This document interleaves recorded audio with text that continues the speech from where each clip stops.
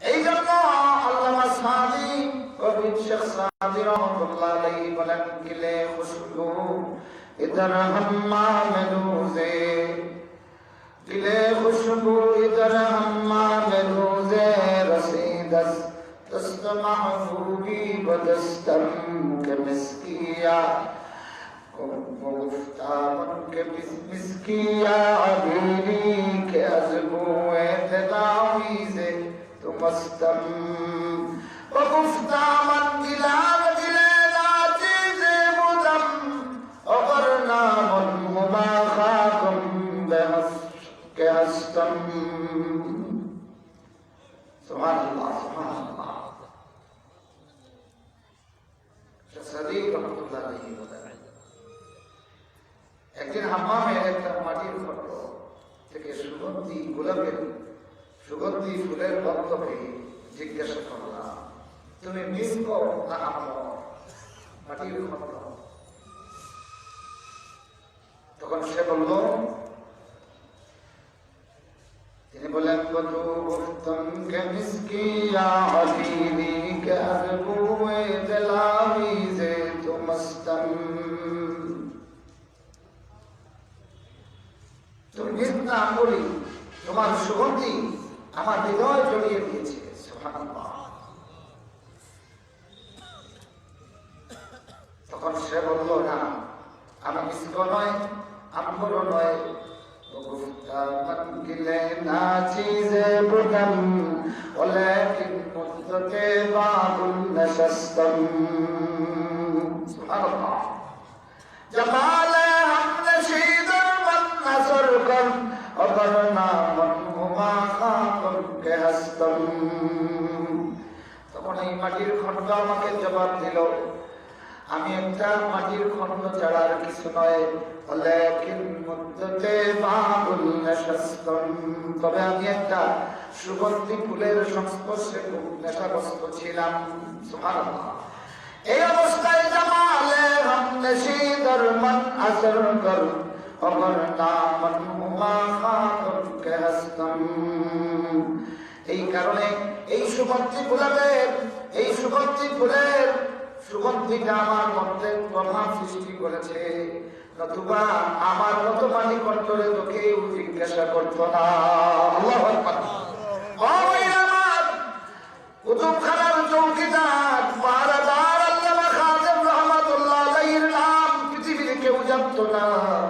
এই পৃথিবীর কত পাহারাদার আসলো আর গেল, কত বড় বড় রাজার বাদশার খাজানার পাহারাদারি করলো, কিন্তু আল্লাহর বান্দা কুতুবখানার পাহারাদারি করতে গিয়া আল্লাহর কিতাব আর রাসূলের হাদিস পড়তে পড়তে এমন কাজ করলো, এই পাহারাদারের নাম হয়ে গেল পণ্ডিত পাহারাদার। আমার বন্ধুরা, আমার ভাইরা, এই জন্য কবি বলেন, সোহবতে সালেহ তোরা সালেহ কুনত, সোহবতে সালেহ তোরা সালেহ কুনত, এই বিরাদর দর বস আজ ইয়ারে বদ, ইয়ারে বদ বদ তোর বুদ আসমারে বদ, ইয়ারে বদ বদ তোর বুদ আসমারে বদ, মোহকে জাতে বকো আল্লাহ সবার। मिठा दो अपने हस्ती को गर कुछ मर्तबा चाहो, के दाना खाक में मिलकर गुल गुलजार होता है। ओ सिंगा बाड़ीर মানুষগুলি, ও মুমিনগুলি, আজকে কোরআনের মাহফিলে বসিয়া এত পাখির মতো আল্লাহর কোরআনের অপেক্ষায় আছো। এই সংক্ষিপ্ত সময় কোরবানির ওসিলায় আল্লাহ রাব্বুল আলামিন লক্ষ লক্ষ মুহাদ্দিসের সঙ্গে আপনাদের হাসর হতে পারে।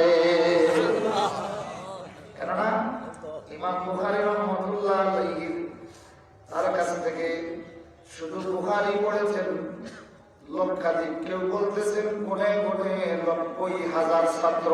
সুবহানাল্লাহ। কয় হাজার? ৯০,০০০।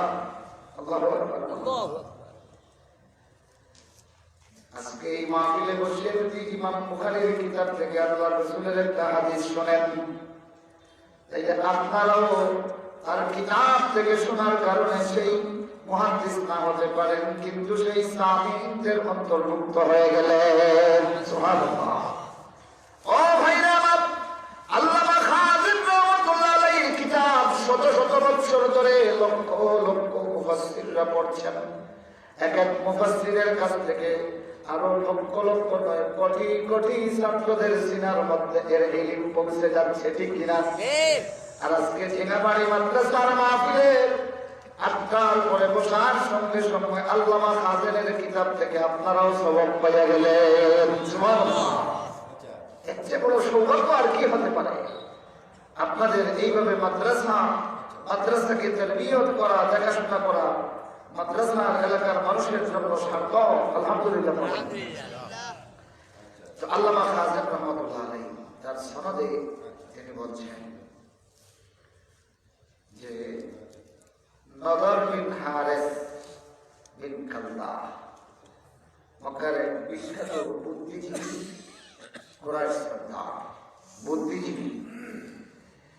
এটা আল্লাহ রাসূলের বিরুদ্ধে সব কুচ্চান এবং বিভিন্ন কৌশল অবলম্বন করত আল্লাহ রাসূলের বিরুদ্ধে, তাকে থামাবার জন্য, প্রতিরোধ করার জন্য।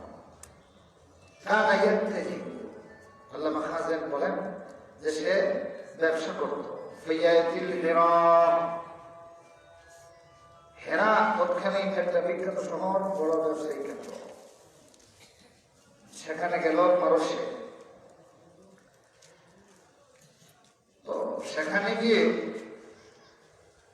সে আজিম মানে আরবের বাইরের সেই সময়কার বিখ্যাত কাহিনীর গ্রন্থ কিনে, সঙ্গীত কিনে, মাজামির কিনে, বাদ্যযন্ত্র কিনে একটা এলম নিয়ে মক্কায় আসলো। আসার পরে এখন সে বলল, ইন্না মুহাম্মাদান ইউহাদ্দিসুকুম আন আখবারি আদ ওয়া সামুদ। মুহাম্মদ তোমাদেরকে আদ সামুদের ইতিহাস বর্ণনা করেন। কেননা কোরআন শরীফে আদ সামুদ এগুলি কি আছে? কথা আছে। ফি আদিন ইয আরসালনা আলাইহিমুর রিহ ইয আরসালনা আলাইহিম মুররিহাল আকিম। সামুদের কথা আছে। তো সে বলে তিনি তোমাদেরকে আজ সামুদের কথা বর্ণনা দেন।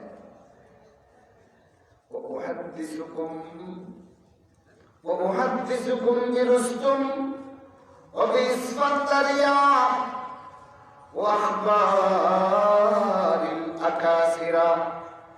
আমি তোমাদেরকে রুস্তমের কাহিনী শোনাবো, আমি তোমাদেরকে ইসফান্দারিয়ার কাহিনী শোনাবো, আমি তোমাদেরকে বিখ্যাত কিসরা পারস্য সম্রাটদের রমরম কাহিনী শোনাবো। ফায়াসতামিউনা ইলাইহি, সে যখন নাচুনি দিয়া, গায়িকা দিয়া, বাদ্য বাজাইয়া মক্কায় এরকম অনুষ্ঠান শুরু করলো। সেই সময়কার মক্কার বিলাসপ্রিয় অনেক মানুষ ইসতামিউনা ইলাইহি ওয়া ইয়াতরুকুনাল কুরআন, তারা গভীর মনোযোগ সহকারে এই সমস্ত যাত্রা, এই সমস্ত পালাগান, এই সমস্ত সঙ্গীত তারা শুনত আর কোরআন শোনা ত্যাগ করার চেষ্টা করত।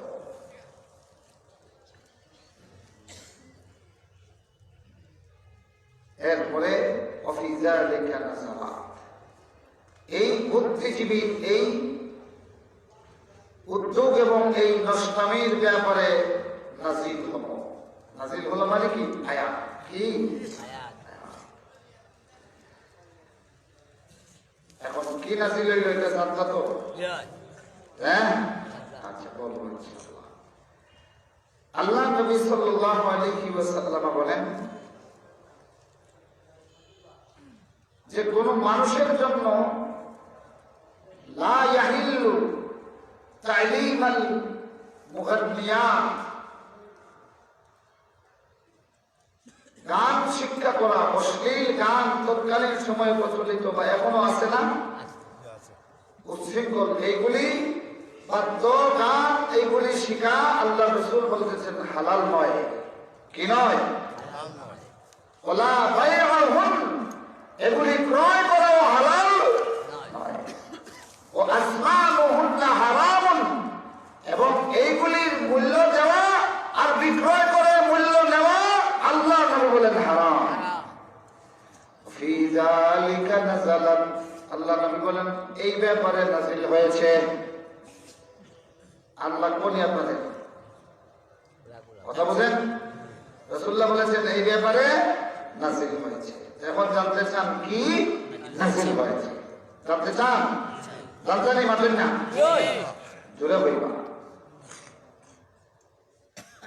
আল্লাহ নবীর আরেকটা হাদিস বলেছি, মা মিন রাজুলিন ইয়ারফাউ সাওতাহু বিল গিনাই ইল্লা বাযাল্লাহু লাহু শাইতানাইন আহাদুমা আলা হাযাল মানকার ওয়াল আখারু আলা হাযাল মানকার ফালা ইয়াযালানা ইয়াদরিবানিহি বিআরজুলিহিম حتى هو الذي يسكن أو كما قال عليه الصلاة والسلام। আল্লাহ নবী বলেন এমন কোন মানুষ নাই সে যখন এই সমস্ত সঙ্গীতে সুর দেয়, গান গায়, কোন গান যেগুলি অশ্লীল, বুঝতেছেন উল্টা বুঝি, এই সমস্ত অশ্লীল সঙ্গীতে যখন সুর দেয়, দেওয়ার সাথে সাথে আল্লাহ রাব্বুল আলামিন দুইটা জিনিস তার কারো নাযিল করেন। কয়টা? দুইটা। আপনারা খুশি না বেজার? খুশি। খুশি নাই নিতে আল্লাহ আপনার কারো নাযিল করেন না। আল্লাহ পাকে দুইজনকে নাযিল করেন, দুই খাদ্য। এরা হইলা কি শাইতানাইনে, দুই শয়তান আল্লাহ পাকে নাযিল করেন। আল্লাহ নবী বলেন এরা কন্টিনিউ ফালা ইয়াজালা ইয়াদরিবান, কন্টিনিউ সব সময় এরা তার ঘাড়ের মধ্যে বসিয়া দুই পা দিয়া মারতে থাকে, পা দিয়া খাদ্য মারে। দুই শয়তানে দুই গাড়ো পা দিয়া কি করে? ততক্ষণ গান গায়, ততক্ষণ তাদের ঘাড়ে শয়তানের পদের এই সমস্ত পদধূলি পড়ে। নাউযুবিল্লাহ বলেন। নাউযুবিল্লাহ।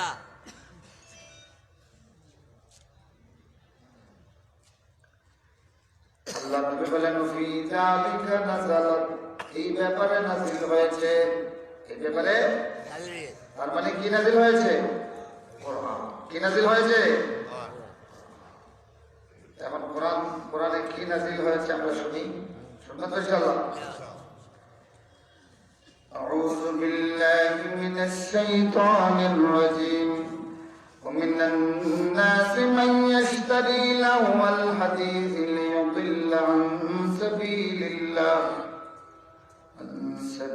الله بغير علم ويتخذها هزوا أولئك لهم عذاب مهين وإذا تتلى عليه آياتنا ولى مستكبرا كأن لم يسمعها كأن في أذنيه وقرا فبشره بعذاب أليم إن الذين آمنوا وعملوا الصالحات لهم جنات النعيم خالدين فيها وعد الله حقا وهو العزيز الحكيم صدق الله العظيم কতিপয় মানুষ আছে, মানুষের মধ্যে এমন কেউ কেউ আছে যে লাহওয়াল হাদিস, অশ্লীল নৃত্য বাজনা গান এইগুলি খরিদ করে। কেন খরিদ করে? আল্লাহর পথ থেকে মানুষকে গুমরা বানাবার উদ্দেশ্যে বিগাইরি ইলমিন, জাহালতির কারণে, ওয়ায়াত্তাখিযা হুজুয়ান, এবং এই সঙ্গীত, এই নাচ আর গানকে সে তার তামসা হিসেবে গ্রহণ করে। উলাইকা লাহুম আযাবুন মুহিন, এদের জন্য রয়েছে যন্ত্রণাদায়ক শাস্তি, অপমানজনক শাস্তি। وَإِذَا تُتْلَى عَلَيْهِ آيَاتُنَا وَلَّى مُسْتَكْبِرًا كَأَن لَّمْ يَسْمَعْهَا, আর ঠিক বিপরীত, তার সামনে যখন আমার আয়াতগুলি তেলাওয়াত করা হয় তখন তকব্বুরি করে, না দেখার ভান করে, গালকে ফুলাইয়া, মুখকে ব্যবসে মারিয়া, অহংকার বসে সে থেকে ফিরে যায়, যেন কাল্লাম ইয়াসমাহা, যেন এটা সে শুনতেই পায়নি। কান্না ফি উযুনাইহি ওয়াকরা, যেন তার দুই কানের ভিতরে তালা লেগে গেছে। ফাবাশশিরহু বিআযাবিন আলীম, ও নবীজি, এই নাফরমান, এই নাফরমান, এই আত্মপূজারী নাফরমানকে তুমি কঠিন যন্ত্রণাদায়ক শাস্তির সুসংবাদ দাও। নাউযুবিল্লাহ।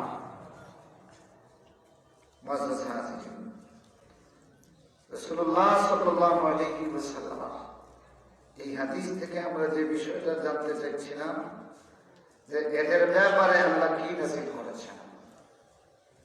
তো আমাদের দেশে যারা মালজোড়া, যাত্রা, এইরকম অশ্লীল নৃত্য এগুলির আয়োজন করে, তো তাদের কথাও কোরআন শরীফে আছে। কথা বলেন, পাইছেন না? আছে কিনা? আছে। এই বিষয়টা আলোচনা করছি দুই কারণে।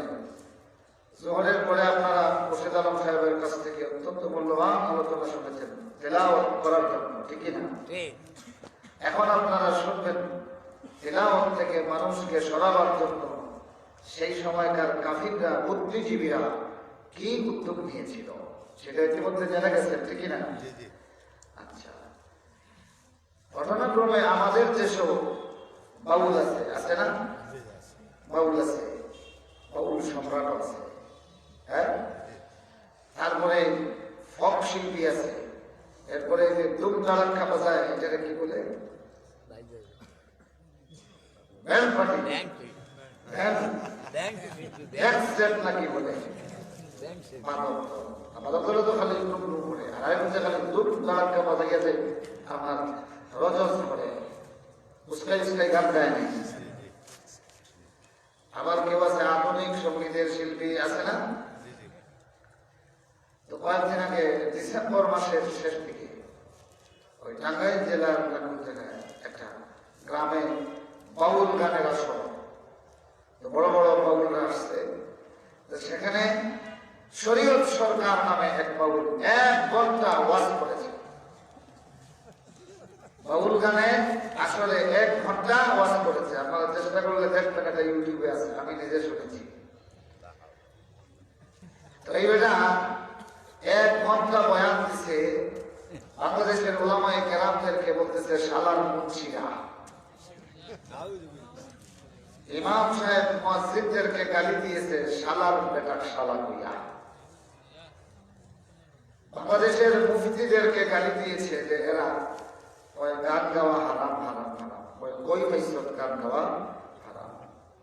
এই গানের কথা কোরআন শরীফে আছে, তার দলিল হলো গানের কথা কোরআন শরীফে আছে। সে দাউদ আলাইহিস সালাম কে আল্লাহ অত্যন্ত চমৎকার কণ্ঠস্বর দিয়েছিলেন। তো সে বলতেছে, আরে বেটা মুন্সি, দাউদ তিনি নবী ছিলেন না, তিনি ছিলেন বয়াতি বাউল। এত আস্তে, এত আস্তে। দাউদ আলাইহিস সালাম কি ছিলেন? যখন কি ছিলেন? ওয়াতাইনা দাউদ যাবুরা। আল্লাহ বলতেছেন আমরা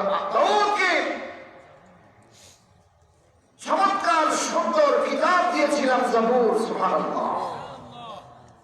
তবে এই জাবুরের তিলাওয়াতটা যখন করতেন সেই সময়কার এমন সংগীতের সুরে করতেন যে সংগীতের সুর সেই সময়কার তামাম পৃথিবীর মানুষ কল্পনাও করতে পারে না। হযরত দাউদ আলাইহিস সালাম জাবুর যখন তিলাওয়াত করতেন, এই জাবুরে বেশি আল্লাহর তাসবিহ ছিল। তিনি পাহাড়ের সামনে গিয়ে যখন জাবুর তিলাওয়াত শুরু করতেন আর তাসবিহ শুরু করতেন, তার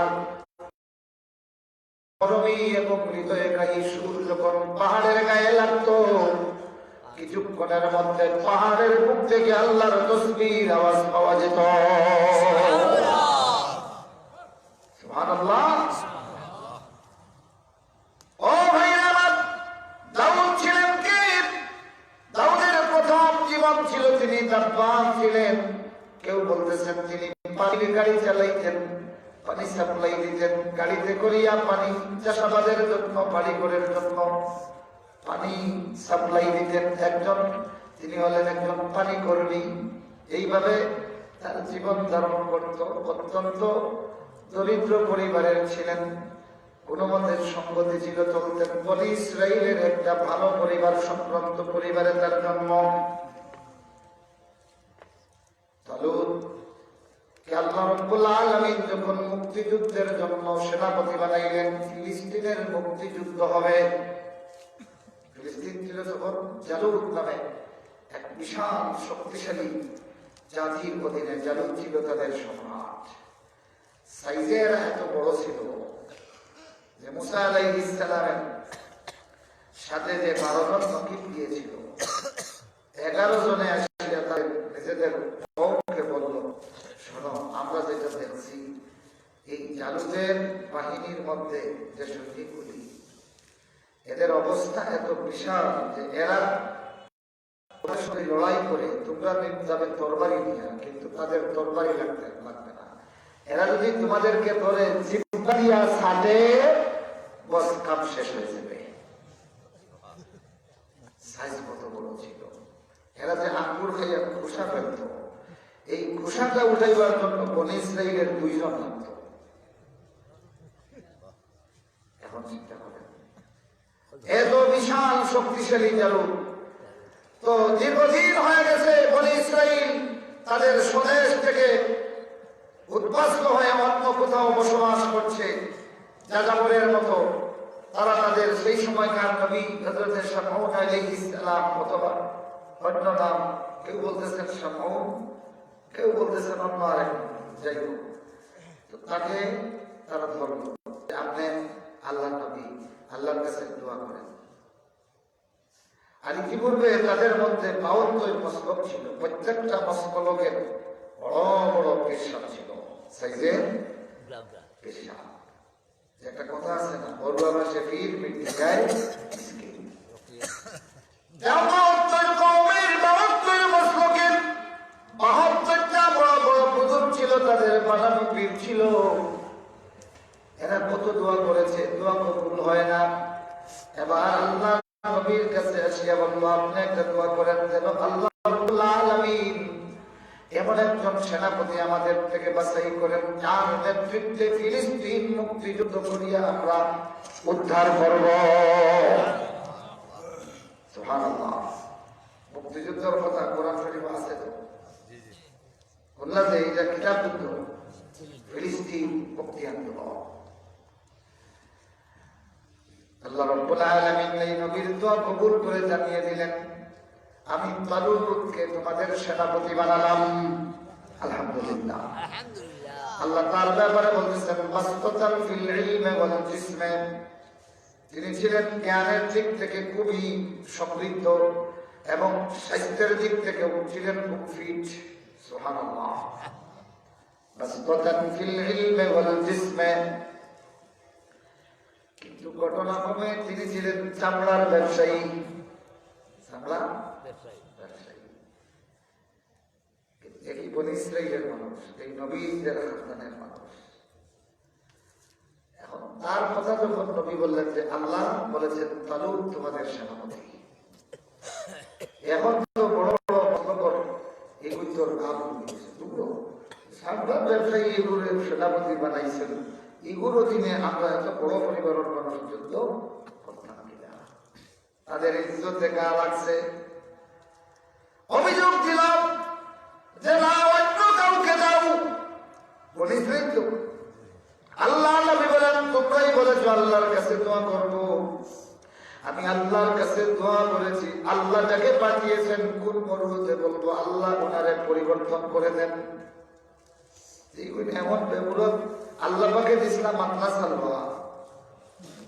তারা কইছে নাসবির আলা তাআমিন ওয়াহিদিন ফাদউ লানা। ও মুসা, এক খাদ্যের মধ্যে আমরা আর ধৈর্য ধরতে পারবো না, তোমার আল্লাহরে দোয়া করো তিনি যেন আমাদের জন্য জমিন থেকে পেঁয়াজ রসুন মসুরি ডাই আদা এইগুলি উৎপাদন করে দেন। হ্যাঁ, আল্লাহর জান্নাতের মাতলা সালওয়া খাইয়া কই একেবারে ভালো লাগে না। আল্লাহ নবী বলেন, ও আমার কওমের মানুষগুলি, আল্লাহ রাব্বুল আলামিন যাকে সেনাপতি নির্বাচিত করেছেন, আমি আল্লাহর নবী হইয়া আল্লাহর সিদ্ধান্ত পরিবর্তনের জন্য সুপারিশ করার কোনো এখতিয়ার নাই। এবার তারা বায়না বলল, তিনি যদি আল্লাহর মনোনীত হয়ে থাকেন, আল্লাহর নবী বলার পরেও পরীক্ষা করেন। আউযুবিল্লাহ। আর আমাদের বৈশিষ্ট্য হলো আল্লাহ বলতেছেন সামি'না ওয়া আতা'না। সুবহানাল্লাহ। বনী ইসরাঈলের বৈশিষ্ট্য ছিল আল্লাহ নবী বলার পরে বলতো ঠিক আছে তোমার দেও। আর উম্মতে মুহাম্মদী বলে সামি'না ওয়া আতা'না, আমরা শুনলাম এবং মেনে নিলাম। সুবহানাল্লাহ, সুবহানাল্লাহ। আপনাদের অবস্থা এরকম হওয়া উচিত কিনা? আমাদের অবস্থা হলো আমাদের নবী যা বলেন, আল্লাহর কোরআন যা বলে, আমরা বলি সামি'না ওয়া আতা'না। এটা কেন ওইটা কেন এইটা প্রশ্ন করি না। এবার তারা বলল ঠিক আছে, উনি যদি আল্লাহ মনোনীত হন তাইলে উনি দোয়া করুন। আর তাবুতে সাকিনা, যেটা বনী ইসরাঈলের বিজয়ের প্রতীক, এটা জালুতের দখলে ছিল, এইটা উদ্ধার করতে পারলেই বিজয় নিশ্চিত। এটা তাদেরকে একজন নবী সুসংবাদ দিয়েছিলেন। তো এখন এরা বললো ঠিক আছে, উনি যদি আল্লাহর মনোনীত হয়ে থাকেন তাহলে উনি আল্লাহর কাছে দোয়া করুন যাতে তাবুতের সাকিনা আমাদেরকে আল্লাহ দেখাইয়ে দেয়। সুবহানাল্লাহ।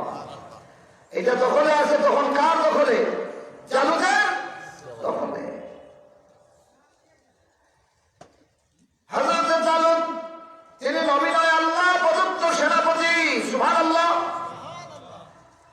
জালুত যখন আল্লাহর দরবারে হাত উঠাইয়া বললেন, আল্লাহ তাআলা, এই কওমের মধ্যে আমার বড় কোনো পরিচয় নাই। সুবহানাল্লাহ। ইন্নী আবদুকা আদ-দাঈফ আল বাইসুল ফকির। সুবহানাল্লাহ। আয় আল্লাহ তাআলা, এই কওমের মধ্যে আমার পরিচয় হলো, আর তোমার কাছে আমার পরিচয় আমি এক বান্দা, খুবই দুর্বল, ফকির, দরিদ্র, মিসকিন। ওয়া আনতা রাব্বি আল কাওয়িয়ুল আজিজ। আল্লাহু আকবার। আমি দুর্বল, আমি ফকির, কিন্তু তুমি আমার রব, তুমি অনেক শক্তিশালী, মহা শক্তিশালী, তুমি মহা পরাক্রমশালী। আল্লাহু আকবার। আয় আল্লাহ তাআলা, এই কওমের কাছে আমার বড় কোনো পরিচয় নাই, তোমার কাছেও আমার বড় কোনো পরিচয় নাই, কিন্তু আমার কাছে তোমার বড় বড় পরিচয় আছে। আয় আল্লাহ তাআলা, তুমি যদি সত্যি আমার মতো এই দরিদ্র, এই নিরীহ, এই অপরিচিত তোমার বাচ্চারা যদি তুমি ইস্তফা করে থাকো, তুমি যদি মুস্তফা করে থাকো, মেহেরবানি করে তাবুতে সাকিনা এই কওমে দেখাইয়া দাও। হাত উঠাইয়া হাতটা নামাইবার আগে আল্লাহ নবী বলেন, ও কওমের মানুষগুলি দেখো, আল্লাহ রাব্বুল আলামিন তাবুতে সাকিনা তোমাদের মাথার উপরে দেখাইয়া দেয়। ইতিপূর্বে ৭২ কওমের সবগুলি বারবার দোয়া করেছে, একটারও দোয়া কবুল হয় নাই। আল্লাহ রাব্বুল আলামিন চামড়া ব্যবসায়ীর দোয়ারে কবুল করিয়া দেখাইয়া দিল, হে ৭২ কওমের মানুষগুলি, হে বাসগুলি এবাদতের কওমের বাসগুলি তোমাদের যে আমার চালু আমার চাপ্পার ব্যবসায়ী আমার চাপড়া ব্যবসায়ী চালু আমার কাছে অনেক বড় কার সেই তো মে কুনি নামত বলি করবলি আস্তনানত করবলি खिलाफे पैगंबर कसे रागजी हरगिज बमंजिल नखाद रसी আল্লাহ রাব্বুল আলামিন তারাই অপরিচিত কেউ তারা চিনত না নীরবে নিবৃত্তে এই তালুদের দৌলত ছিল না কিন্তু এই তালুদ আল্লাহ রাব্বুল আলামিনকে যখন ডাক দিতেন আমার আল্লাহ সঙ্গে সঙ্গে তার জবাব দিয়ে দিতেন এবার তাদের হুঁশ হয়েছে হযরত তালুত যখন ডাক দিলেন মুক্তিযুদ্ধের ডাক সেনাপতি তিনি একসঙ্গে ৭০,০০০ বনী ইসরাইলের যুবক তরবারি নিয়ে তার পিছনে তৈরি মুক্তিযুদ্ধ শুরু হবে ফিলিস্তিন মুক্তি আন্দোলন শুরু হবে আল্লাহু আকবার আল্লাহু আকবার এই জন্য আমি বলি যারা কোরআন পড়ে যারা হাদিস পড়ে যারা নবী রাসূলের ইতিহাস জানে তাদেরকে স্বাধীনতার চেতনার সবক দেওয়া লাগবে না মুমিন না মুসলমান না আল্লাহর কোরআন থেকে স্বাধীনতার চেতনা গ্রহণ করে তোরা করতে কিনা আমরা স্বাধীনতার চেতনা গ্রহণ করি তালুক থেকে এই বাহিনীতে ৭০,০০০ সৈনিক এবার আল্লাহ পরীক্ষা শুরু করলেন কি পরীক্ষা যে তোমরা যখন সফর শুরু করবে এটা কিতাব হয় না আপনারা গুরু হয়তো হইলিতা এটা কি অঞ্জলি শুদ্ধ ভাষায় কি বলে অঞ্জলি সিলেটি ভাষায় কি আপনার যেভাবে যে ভাষা হয়ে যান তার ভাষা হয়ে যান কুড়ো ও যে পানি লইয়া এক কুড়ো ও ঠিক আছে খেলা তো এক কুড়ো সব কুড়ো আর লাহাজা পানির যতই তৃষ্ণা হোক একবারে এই এক অঞ্জলির বেশি পানি পান করা যাবে না সফর শুরু হয়েছে এত লম্বা সফর যখন প্রচন্ড তৃষ্ণা শুরু হয়েছে এরা আল্লাহর নির্দেশের কথা ভুলে গেছে তাদের কথা হলো আগে বাঁচি তারপরে মুক্তিযুদ্ধ এর অঞ্জলি পানি দিয়ে কি হবে তৃষ্ণা আরো জেগে উঠে এই পরীক্ষায় মাত্র ৩১৩ জন ছাড়া বাকি ৬৯,৬৮৭ জন ফেল যখন এর চেয়ে বেশি পানি পান করেছে দুরাত শুরু হয়ে গেছে ডায়রিয়া আল্লাহু আকবার আমাশয় ডিসেন্টারি শুরু হয়ে গেছে যুদ্ধ করা দূরের কথা এখন পেট করছে পেট ফুটে অচল হয়ে গেছে মাত্র ৩১৩ জন হযরতে তালুত বললেন তোমরা একজন যদি তখন সবাই আত্মিক হয়ে যাও আল্লাহর কসম একা আমি তালুতের বিরুদ্ধে লড়াই করব ইলা সেনাপতি মুক্তিযুদ্ধের সেনাপতি জীবনও আর কোনোদিন বুঝছেননি কোরআন পড়লে বোঝা যায় সুবহানাল্লাহ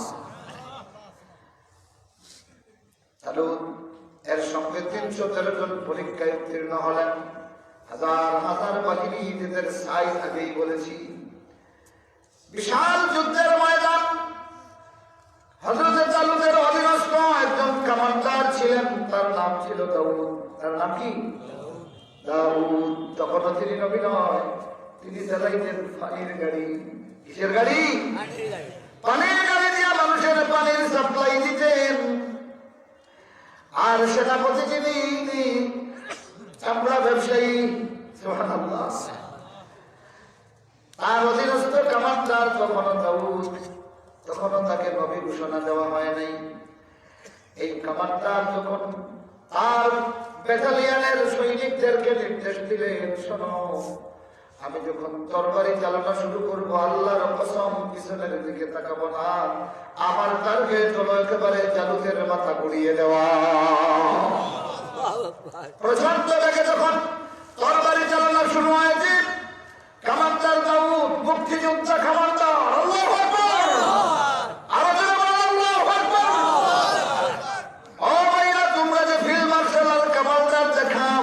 না দেখাও। আমাদের মুসলমানদের কমান্ডার, মুক্তিযোদ্ধা কমান্ডার হলেন দাউদ আলাইহিস সালাম। কসু কাটা শুরু হয়েছে, একেবারে জালুতের কাছাকাছি হয়ে গেছেন বিশাল হাতির উপরে, এবং লোহার সিংহাসন বেষ্টনী দিয়া মাথায় লোহার শিরোনাস্ত্র, সর্বোপরি শরীরের মধ্যে বর্ম, লোহার বর্ম, চতুর্দিকে বিখ্যাত চৌকস সৈনিকরা পাহারা দিচ্ছে। একটা ছোটখাটো টিলার মতো মনে হচ্ছে জালুদ সম্রাট জালুদ যুদ্ধের ময়দানে পতাকা উঠতেছে।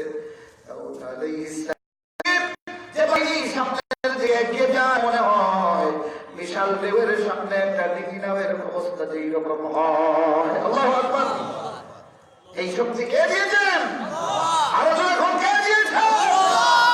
আমার ভাইরা, আল্লাহ নবী এবং রাসূলের চেতনায় মানবতার মুক্তি আন্দোলন যারা করে, তাদের সামনে যত বড় শক্তি আসুক না কেন, আমার আল্লাহ তাদেরকে পাহাড়ের সামনে মরীচিকা বানিয়ে দেয়।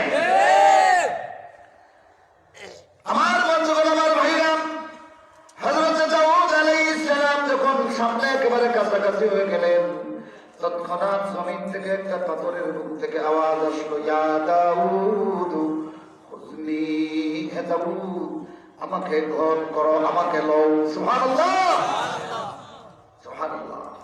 ও ভাইরা, যে পাথর ডাকতেছে, এই পাথরটা আগে ছিল জালুতের বাহিনীর পদতলে, ঠিক কিনা? কথা বলেন। এখন ওই পাথর ডাক দিয়ে বলে, দাউদ আমাকে তুমি ধরো, আর তুমি জালুতের মাথায় আঘাত করো। আল্লাহু আকবার, আল্লাহু আকবার। অথচ এই পাথর আগেও ছিল কাদের পদতলে? জালুতের, জালিমের পদতলে। এবার জালিম যখন পলায়ন শুরু করে, জালিমের পদতল থেকে পাথর বলে, দাউদ আমাকে নিয়ে তুই মার। দাউদ শব্দ শুনিয়ে দেখেন একটা পাথর থেকে আওয়াজ আসতেছে, প্রকাণ্ড পাথর খানা ডান হাত দিয়া খাম্পা মেরে উঠাইয়া দিলেন। আল্লাহু আকবার। এরপরে ছুড়ে মারলেন, একাতে জালুতের মাথা চূর্ণ বিচূর্ণ হয়ে গেল। এমন একটা বিস্ফোরণ হলো, মনে হলো এই পাথর নয়, পাথরের ভিতরে যেন প্রচন্ড বিস্ফোরক ভর্তি। আল্লাহু আকবার। ও দুনিয়ার বন্ধুগুলি, চিন্তা করিও না, দুনিয়ার যত জালেম যেখানে বসিয়া দাম্ভিকতা করে, আল্লাহ তার কদমের নিচে তার ধ্বংসের পাথর রচনা করে, ঠিক না? দাউদের বাহিনী যখন সামনে এগিয়ে যাবে, আমার আল্লাহ জালিমের কদমের নিচ থেকে তার পতনের পাথর বাহির করে দিবে। আল্লাহু আকবার। সুতরাং মুসলমানগুলি, আমরা নিরস্ত্র, এটা আমাদের কোনো ভয় নাই। জালিম ধ্বংসের অস্ত্র আল্লাহ জালিমের পদতলে রেখে দিয়েছে। শুধুমাত্র দাউদের মতো কমান্ডার আর তালুতের মতো আল্লাহওয়ালা সেনাপতি দরকার, ঠিক না? বস, জালুত শেষ, খিলাফতে। আল্লাহু আকবার বলেন। দাউদ আলাইহিস সালাম ছিলেন ফিলিস্তিন মুক্তি আন্দোলনের একজন বিখ্যাত কমান্ডার, যার হাতে আল্লাহ জালুতের পতন ঘটিয়েছেন। ও ভাইরা আমার, সেই ময়দানে আল্লাহ এখন ঘোষণা দিয়ে দিলেন। কি ঘোষণা? যে দাউদ, আমি তোমাকে খলিফা বানালাম, নবী বানালাম। নবুয়তের ঘোষণা সেই ফিল্ড মার্শাল দাউদের জন্য আল্লাহ নাজিল করে দিলেন। উনি বয়াতি ছিলেন, উনি প্রথমে ছিলেন পানির গাড়ির চালক, এরপরে হয়েছেন ফিলিস্তিন মুক্তি আন্দোলনের কমান্ডার, এরপরে জালুতের পতন ঘটার পরে হয়েছেন আল্লাহর নবী। এবার আল্লাহ রাব্বুল আলামিন বলেন, ও দাউদ, আমি তোমার একটা নিয়ামত দিয়েছি, তুমি যেই লোহার মধ্যে ধরবে কাদার মতো নরম হয়ে যাবে। আল্লাহু আকবার। সুবহানাল্লাহ, সুবহানাল্লাহ। ও আমার, এই দুইটা হাত মাওলার গোলামীর জন্য উৎসর্গ করে দাও। তোমার হাতে যখন লোহা পড়বে, এই লোহারে আল্লাহ কাদা বানাইয়া দিতে পারে, ঠিক না? ও বন্ধুগুলি আমার, দাউদ আলাইহিস সালামকে আল্লাহ এবার এই শক্তি দিলেন। সেই সময়কার সব যে চমৎকার এবং উন্নত অস্ত্র তিনি সহজে তৈরি করে দেন। সুবহানাল্লাহ। এবার আল্লাহ বলেন, ও দাউদ, তুমি নবীও এবং এই কওমের বাদশা, তোমাকে ঘোষণা দিলাম। সুবহানাল্লাহ বলেন। তো এই বয়াতি কে দাউদ আল্লাহর নবী নয়, তিনি বাউল। আরো জোরে কোন নাউজুবিল্লাহ। সে বলছে কি আরো কঠিন কথা বলেছে, সেটা পরে বলবো। ফতোয়া দিছে, 1 ঘন্টা বয়ান দিয়া ফতোয়া দিছে যে কোন শালার মধ্যে হয়েছে গান বাদ্য হারাম, কোরআন শরীফে আল্লাহ এটা নাযিল করছে। তো তার ফতোয়া দেখিয়া মনিয়া আমার একটা গল্প মনে পড়ল। গল্পটা হইল হাদু মিয়া নামে, কারণ নাম হাদু থাকলে বেজার হইতে যাবে। হাদু মিয়া খুব সহজ সরল, এই সহজ সরল বড় গৃহস্থের পুত্র, কিন্তু বহু চেষ্টা করিয়াও কন্যা বেটি মিলে যায় না। এরা আগুয়ার লোকে বলে দিলেই আরেক বড় গৃহস্থে মোটামুটি গাছে ঘটাইছে, তো কইনা দেখাতে গেছে হাদু মিয়া লইয়া। তো কইনা বেটির নাতি আছে না, তো দাদি তো নাতি জামাই ওইটা জিকে নাতি নাম টাম জিগাইয়া কইছেন, এক পর্যায়ে জিজ্ঞেস এখানে গৃহস্থে আছে আছে গরু গাছের আসেন আসেন কয়টা হইল, গতকাল পর্যন্ত আছে একটা, আজ দেখে আইছি 2টা। দাদিয়ে জিগাইলা যে আইসিও এত সকালে 2টা কিনে আনছেন না, গতকাল পর্যন্ত আমরা জামা একটা আছে, আর রাইট ফরই গেছে, ফরইয়া এখন গেছে করে বাচ্চা গেছে ও 2টা। দাদি হরি বিচার নাতিন জামাই যেই নইটা মাথার অবস্থা বুঝতে আর অসুবিধা হয়েছে, ও জিজ্ঞাসা ভাই কিনা হয়েছে, কিনা হয়েছে বুঝো না নি, ও তো জামা পড়ে গেছে, আর বাবে গেলে ইশারা দেবে ঘর মাতিস না, তুমি ইশারা করবে না, তুমিও তো দেখছো ঠিক আছে দুধ খা। ঘটনা আসলে ঠিক, গরু 2টা দেখছে, এক পাশে ছোট বাছুর যেগুলি এগুলো যখন মা রাইলে তখন নইয়া সাইলে হয়ে যায়, তখন জামা পাইলেও গিয়ে এগুলো করে দিই কোথায় আসানা মিশা তা এবারে তো তখন বুঝেন না, এত জামা করে দিও মনে দেখে থাকি, আর সাইজে একটু বড় হইলে তখন মা আইবে যে দুধ দিয়ে এখন হাতও নিয়ে মনে করছে যে অল্প গিয়ে দুধ খাচ্ছে তো রাইট পড়ে গেছে, আমার পিছনে বাচ্চা দেখছে বড়ই হয়েছে, এই লাইট তো ভাবটা কি চলার আছে। তো এই শরীয়ত সরকারের ফতোয়া নিয়ে আমার মনে পড়ে গেল আদমিয়ার গল্প। আমি কইব শরীয়ত সরকারে কোরআন শরীফে গান বাজনার কথা আছে, এর লাগে যদি গান চাইছ কোরআন শরীফের সুদর কথা আছে নানি না, তাইলে তো সুদ করে কইব একে কইছে সুদ হারাম, কোরআন শরীফের সুদর কথা আছে। হ্যাঁ,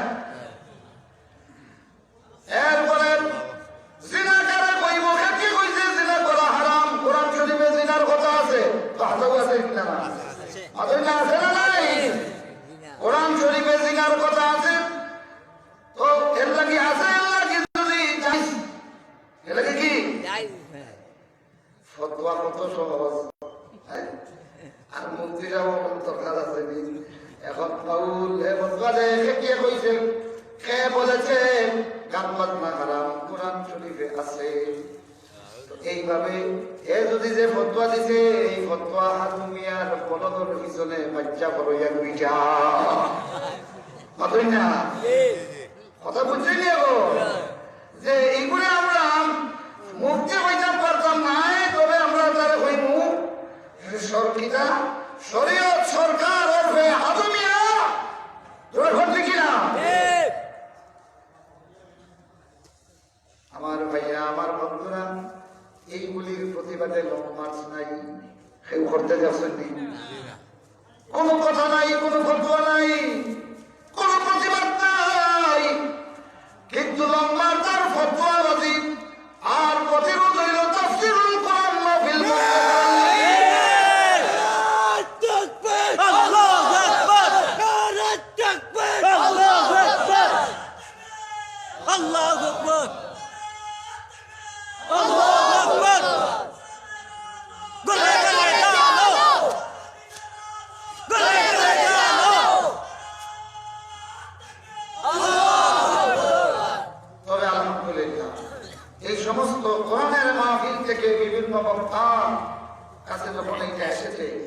আমরা প্রতিবাদ করেছিলাম।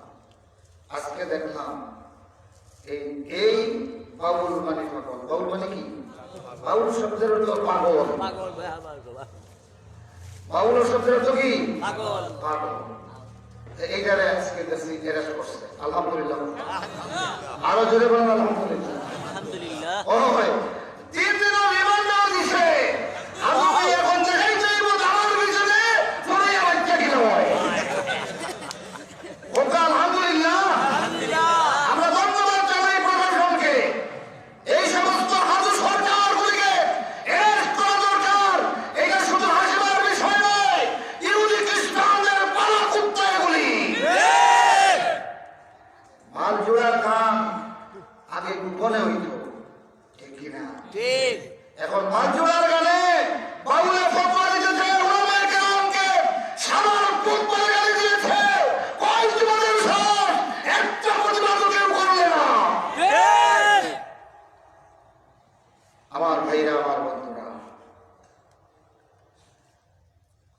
আজকে এটা নয়, শুধু আরো অনেক খারাপি দিনের নামে হারাম জিনিসগুলিকে হালাল সাব্যস্ত করা হচ্ছে, কোন প্রতিবাদ হচ্ছে না। আল্লাহ রাব্বুল আলামিন বলেন, ওয়া মিনান নাসি মান ইয়াশতারি লাহুল হাদিস লিয়ুদিল্লা আন সাবিলিল্লাহ। এই লাহুল হাদিস হলো ওই যে নজর বিন হারিসের কথা বলেছি, শুনেছেন তো? নজর বিন হারিস, এইটা আমি বক্তব্য দিছে কি মুহাম্মদ আজ সরমতের কাহিনী বলেন। আমি রুস্তম, ইস্কান্দারিয়া আর আকাশিরা মানে কিসরাদের কাহিনী নিয়ে আসছি। বর্তমানে এই যে অশ্লীল নৃত্য, গান, বাজনা, এইগুলি ওই আগের সিলসিলা না? কথা বলেন, কিসের সিলসিলা? আল্লাহ নবী বলতেছেন, এ বলেছে আরেকটা কথা বলেছে যে, আরে মুন্সি, আল্লাহর নবী কোনদিন গান না গাইয়া ঘুমান নাই। আরো জোরে বলেন নাউজুবিল্লাহ। রাসূলুল্লাহ নাকি কোন রজনীতে গান না গাইয়া ঘুমাইতেন না, প্রতি রাত ঘুমাইবার আগে গান গাইতেন। ইউটিউবে আছে, আপনারা দেখবেন। অথচ আল্লাহর নবীর সাহাবী ইবনে সারিয়া রাদিয়াল্লাহু তাআলা বলেন, কানান নবী সাল্লাল্লাহু আলাইহি ওয়াসাল্লাম ইয়াকরাউল মুসাব্বিহাতি ক্বাবলা আন ইয়ারকুদ। প্রতি রাত ঘুমাইবার আগে আল্লাহর নবী কোরআনে হাকিমের 7টা মুসাব্বিহাত সূরা তিলাওয়াত করতেন। রাসূলুল্লাহর সাহাবী বলেন, আল্লাহ নবী বনি ইসরাইল সূরা হাদীদ, সূরা সাফ, সূরা হাশর, সূরা জুমা, সূরা তাগাবুন, সূরা আলা, এই 7টা সূরাকে মুসাব্বিহাত বলা হয়। এই 7টা সূরা প্রতি রাত ঘুমাইবার আগে আল্লাহর নবী তিলাওয়াত করতেন। আর বাউল সম্রাট শরীয়ত সরকার বলে আল্লাহর নবী নাকি গান গায়ে গায়ে ঘুমাইতেন। আল্লাহ নবীর বিরুদ্ধে এত বড় অপবাদ, আল্লাহ নবীর চরিত্রের ব্যাপারে এত বড় অপবাদ আজ পর্যন্ত কোন কাফের বসবাস হয় নাই। আমার বন্ধুরা, দিনের বেলা আপনারা তিলাওয়াতের ফজিলত শুনেছেন, পারলে জীবনে একটা দুইটা বড় আমল করবেন। আল্লাহ নবী প্রতি রজনীতে ঘুমাইবার আগে মুসাব্বিহাত তিলাওয়াত করতেন। কি তিলাওয়াত? মুসাব্বিহাত। মুসাব্বিহাত তিলাওয়াত করতেন। আপনিও যদি এইভাবে তিলাওয়াত করেন, তাইলে প্রত্যেকটা সূরার প্রথম আয়াত তিলাওয়াতের সঙ্গে সঙ্গে আল্লাহর নবীর হাদিস মোতাবেক 1000 আয়াত তিলাওয়াতের সমান সওয়াব। আমল করবেন তো ইনশাআল্লাহ? করবেন ইনশাআল্লাহ? আল্লাহ তুমি তৌফিক নসিব করুন। আরো জোরে বলেন আমিন। এখন আসেন, এই শরীয়ত সরকার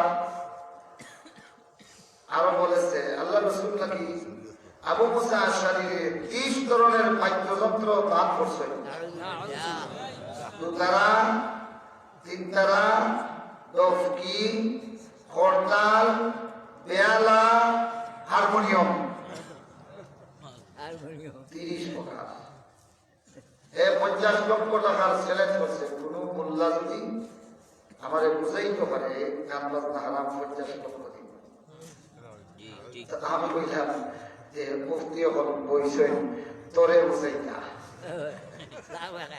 গাদা, গাদার নাম হচ্ছে আমরা ছোটবেলা বলছিলাম গাদার কান ছিড়ব না, ছবি দেখাইছে গাদার লম্বা কান। আহারে, তো এই জায়গাগুলি অনেক সময় গাদার মতো, গাদার সেট নাই, সেট নাই। আর গাদার এক জায়গার সেট আছে, জায়গা বেশ সময় লাগি। গাদা যে সালায় হে বুঝে, হ্যাঁ, ও যখন গুথা মারে, ও গাদায় দৌড় তুলে, আর বেশি গুতাগুতি করলে ফিরিয়া খামড়া নিচে পড়ে যায়, গাদার কাছিও। আবার খামড় মারে খালো হেন লুকায় খালি হোক, তার জন্য আপনি গুথা মারছেন, আপনারও না। এটাই হলো গাদার কাছিও। তো গাদারে গুড়া বানাইটা ফিটাইয়া সম্ভব নেই, মাথয় না। 50 লাখ না 50 কোটি টাকার বেড জড়িয়ে ঘর আমাদের বোঝাই যায় ভারতে নিবা, এ হইব বুঝছি না, এ হইব বুঝছি না। গাদা ফিটিলে বুড়া হয়নি, কথা বলেন, বুড়া হয়নি। তারপরে ওইটা বেয়াদবি, উলামায়ে কেরামের শানের জন্য এটা বেয়াদবি, যেটা ঘন্টি কিনা। কেননা এই শরীয়ত সরকার 1450 বছর আগে মক্কায় থাকলে বলেন তো আপনারা সে রাসূলুল্লাহর মজলিসে থাকতো না নজর বিন হারিসের মজলিসে থাকতো? এই নজর বিন হারিসের মজলিসে থাকতো, যেটা ঘন্টি কিনা। আর আজকে সে ইশকে রাসূল দেখাইতেছে, সে বলতেছে আমরা আশিকে রাসূল, বলতেছে নামাজ পড়তে পড়তে কপালে গা বানাইছে, এখান থেকে কিরা বাইর হয়, কিরা কিরা। আমার বন্ধুরা, আল্লাহ রাসূলের সাহাবী চিনার বৈশিষ্ট্য ছিল, 1 নম্বর বৈশিষ্ট্য ছিল, এক তাবী আর তাবীকে প্রশ্ন করতেছেন, ও ভাইজান, তখন রাসূলের সাহাবীরা অ্যাভেলেবল নাই, কোন বড় শহরে 2 জন 4 জন, কোন শহরে নাই। তো তিনি বলতেছেন, ভাই আল্লাহ নবীর সাহাবী কিভাবে চেনা যায়? তিনি বলতেছেন, সীমাহুম ফি উজুহিহিম মিন আসারিস সুজুদ। আল্লাহু আকবার, আল্লাহু আকবার। তিনি বলেন, আল্লাহর রাসূলের সাহাবীদের তাবিন, তুমি আল্লাহর বাণী জানো না? এদের কপালে, এদের মুখমণ্ডলে আল্লাহকে সিজদা করার চিহ্ন পাওয়া যায়। 1 নম্বর চিহ্ন হলো এদের কপালে কর থাকে, দাগ থাকে। সুবহানাল্লাহ বলেন। অন্যান্য অঙ্গ প্রত্যঙ্গের মধ্যে কালো দাগ পড়লে বিশ্রী লাগে, কিন্তু নামাজীর কপালে যে কালো দাগ পড়ে, দেখবেন এই কালো দাগ যেন একটা চাঁদের ভিতরে যেন একটা পাহাড়ের চিত্র দেখা যায়, ঠিক না? ঠিক না? ও ভাইগুলি আমার, এই লোকটা আল্লাহ রাসূলের সাহাবীদের চেহারা নিয়ে পর্যন্ত টিটকারি করেছে। ও শরীয়ত সরকার, ইসলামে আয় দেখবে, সাহেব তাবী বলতেছে রাসূলের সাহাবী চেনা যায় কিভাবে? তিনি বলতেছেন এদের কপালের মধ্যে, আল্লাহ বলতেছেন এদের চেহারার মধ্যে সিজদার দাগ পাওয়া যায়। এরপরে বলতেছেন 2 নম্বরে আরেকটা বৈশিষ্ট্য, এদের চেহারার দিকে তাকাইলে দেখবে মনে হয় এরা কাঁদতেছে, কাঁদো কাঁদো চেহারা। আল্লাহ রাসূলের সাহাবীদের বৈশিষ্ট্য। সুবহানাল্লাহ। 3 নম্বরে সকালবেলা যখন এদেরকে দেখবেন, মনে হবে সারা রাত কাদামাকা জমিনে কাজ করতে করতে একজন কৃষকের যে অবস্থা হয়, আল্লাহ রাসূলদের সাহাবীদেরকে সকালবেলা ফজরের পরে দেখলে মনে হবে এই অবস্থা হয়ে গেছে। সারা রাত যায় নামাজে কাঁদতে কাঁদতে, তাদের বাড়ি টাইলস করা ছিল না, যায় নামাজের নিচে থেকে কাদা জমিয়ে চেহারার মধ্যে লাগতো, আর কাঁদতে কাঁদতে 2 চোখের 2 গাল দিয়া পানি পড়তে পড়তে পানির নালার একটা দাগ হয়ে যেত। এই দাগ যার চেহারার মধ্যে দেখবে, বুঝে দিবে ইনি হলেন আল্লাহ রাসূলের সাহাবী। সুবহানাল্লাহি ওয়া বিহামদিহি, সুবহানাল্লাহিল আযীম। মুহতারাম হাজির, মুআজ্জাজ হাজির, এখন আপনারা বলেন যে আমরা কোন সমাজে বাস করতেছি? এই খারাপি থেকে বাঁচতে হলে তো এই কোরআন মোকাবিলার জন্য, কোরআনের তিলাওয়াত মোকাবিলার জন্য সে কাজ খরিদ করেছে। আল্লাহ নবী বলেছেন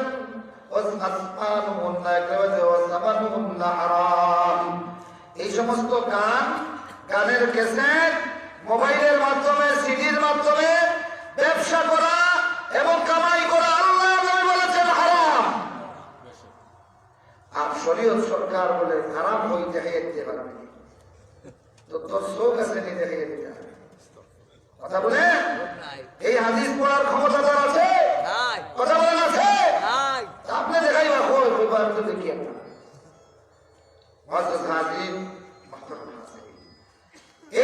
এই সংস্কৃতির মোকাবিলায় প্রথম কথা হলো আমরা এই সমস্ত অশ্লীল নৃত্য, গান, বাজনা বর্জন করতে চাই। কারা করবেন থেকে যাদের মোবাইল আছে, মোবাইলে এই সমস্ত অশ্লীল নৃত্য, গান, বাজনা আমরা ডাউনলোড করবো না ইনশাআল্লাহ। বলেন এইগুলি সফটওয়্যারের ব্যবসা কোনো মুসলমান করবে না। আল্লাহ রসুল বলতেছেন, আল্লাহ রসুলের সাহাবী উসামা রাদিয়াল্লাহু তাআলা আনহু বলতেছেন, নাহা রাসূলুল্লাহ সাল্লাল্লাহু আলাইহি ওয়াসাল্লাম, আল্লাহ রসুল বলেছেন যে আন বাইল কলবে, কুত্তা বিক্রয় করিয়া লাভ, কুত্তা ব্যবসা করা হারাম। এবং তিনি কাসবুল মিসমার, গান, বাদ্যযন্ত্র এগুলির ব্যবসা করা হারাম। আল্লাহ রসুল বলেছেন এই অর্জন করা হারাম। কার ফতোয়া এটা? রাসূলুল্লাহ। কার ফতোয়া? রাসূলুল্লাহ সাল্লাল্লাহু আলাইহি ওয়াসাল্লামের ফতোয়া। যার কারণে কোন মুসলমান পয়সা দিয়ে কোন গান ডাউনলোড করলে এটা তার জন্য হারাম। যে এটা বিক্রয় করে মুসলমান, এর গেজা খাওয়া তার জন্য হারাম। কুত্তা ব্যবসা করিয়া যেই রকম খাওয়া হারাম, গান ব্যবসা করিয়া খাওয়া তেমনি হারাম। তবে আল্লাহ রাসূলের শিল্পী ছিলেন, আলহামদুলিল্লাহ। এই শিল্পী হাসান বিন সাবিত রাদিয়াল্লাহু তাআলা রাসূলুল্লাহ সাল্লাল্লাহু আলাইহি ওয়াসাল্লামের পক্ষ থেকে এদেরকে হেজা করতেন, এদেরকে জবাব দিতেন। সুবহানাল্লাহ, তার একটা লাইন পড়লে ঈমান তাজা হয়ে যায়। আল্লাহু আকবার, আল্লাহু আকবার। এই সঙ্গীত, এইগুলি চর্চা করা ভালো। আর কোরআন এবং হাদিসের লোহান বোঝার জন্য দেওয়ানে আরব, আরবের সেই যুগের, পুরাতন যুগের কবিতা মুআল্লাকাতগুলি স্টাডি করা যায়। তবে এটা কোরআনের মুফাসসির ফকিহদের জন্য এইগুলি গাওয়ার জন্য নয়। ও মাসলা ক্লিয়ার বলে দিলাম। আপনাদের কষ্ট হচ্ছে? কষ্ট হচ্ছে? আর বেশিক্ষণ কষ্ট করা লাগবে না। আপনারাও বিদায় দিব, আমারও আজকের মজলিস থেকে বিদায় দিবা। পরে আরো বক্তা আসবেন ইনশাআল্লাহ। এই যে তিনতলার কাজ শুরু হইত ইনশাআল্লাহ, জেনারেল মিটিং এ আপনারা এই প্রস্তাব দিয়ে এটা করেছেন। আলহামদুলিল্লাহ, দিনেও কিছু কালেকশন হয়েছে। আর এখন আমরা মুখতসর কিছু কালেকশন, আল্লাহর নবীর ঘর মাদ্রাসার জন্য তিনতলা নির্মাণ হবে। আমাদের আরো বড় মকসুদ আছে, বিজ্ঞান বিভাগ খোলা সহ আরো অনেক, কিন্তু এই ভৌতিক অবকাঠামোগত কারণে আমরা পিছিয়ে পড়েছি। এই জন্য কর্ণিক বডি দেশবাসী সিদ্ধান্ত নিয়েছেন যে কালেকশন করে তৃতীয় তলার কাজ শুরু করা। আলহামদুলিল্লাহ, সহসভাপতি সাহেব 2 রুমের কাজ শুরু করে দিলেন। আমাদের বাবুল ভাই একসঙ্গে 3 লক্ষ টাকা দিয়েছেন। আরো অনেকে ওয়াদা করেছেন। তো আমি বেশি বলবো না, কেউ উঠবেন না, মোনাজাত করে যাবেন, কেউ উঠবেন না। 15,000 ইট, প্রতি 1000 10,000 টাকা করে আমরা দেখি চেষ্টা করে কিছু ইট কালেকশন। প্রথমে আল্লাহর একজন বান্দা বলেন যে 1000 ইট দিবেন। আপনার ইট দিয়া মদিনা নবীর ঘর মাদ্রাসা তৈরি হবে। এখানে কোরআন হাদিস পড়া হবে। কোরআনের বাগানের শিল্পীরা এখানে আসবে। আপনি নির্মাণ করে দিবেন আপনার ইট দিয়া। মাত্র 1000 ইট। সর্বপ্রথম আল্লাহর একজন বান্দা হাত উঠান। আল্লাহ তুমি কবুল করো, মঞ্জুর করো। আমিন বলেন। আর উঠবেন না, কেউ উঠবেন না। আমরা মুখতসর মোনাজাত করবো ইনশাআল্লাহ। ইয়া আল্লাহ, শেষ রাত আল্লাহ তুমি কবুল করো, মঞ্জুর করো। মাত্র 1000 ইট কে দিবেন।